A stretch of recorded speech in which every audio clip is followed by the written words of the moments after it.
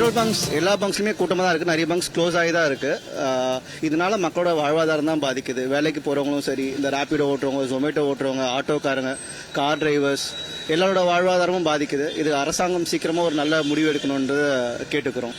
இதுக்கு முக்கியமான காரணம் பார்த்தீங்கன்னா இந்த போர் சூழ்நிலை தான். ஸோ எல்லா கண்ட்ரிஸும் சேர்ந்து ஒரு நல்ல முடிவு எடுத்து போரை ஸ்டாப் பண்ணிட்டு மக்களோட பிரச்சனைகளை தீர்த்தா நல்லா இருக்கும். பிகாஸ் நீங்க ஆஸ் யூஷுவல் பாக்குறீங்க, எல்லா கண்ட்ரிஸுமே நிறைய உயிரிழப்புகளும் நடந்துகிட்டு தான் இருக்கு. எல்லாரும் ப்ரே பண்ணிட்டு தான் இருக்கும். சீக்கிரமா இந்த வார் ஸ்டாப் ஆகணும், மக்களோட வாழ்வாதாரம் திரும்ப வரணும்ன்றதை கேட்டுக்கிறோம். பெட்ரோல் திடீர்னு தட்டுப்பாடு வந்ததுனால சரியான ஜனங்களுக்கிட்ட முறையான அந்த அறிக்கை இல்லை.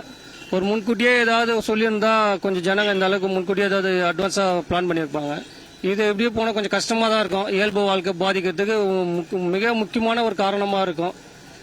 அது இல்லாமல் சாதாரண மக்கள் எங்களை மாதிரி ஆளுங்களுக்கெல்லாம் ரொம்ப கஷ்டமாக தான் இருக்குது. இதுக்கு என்ன இது மத்திய அரசாங்கம் தான் இதுக்கு என்ன ஒரு தீர்வு எடுக்கணும்.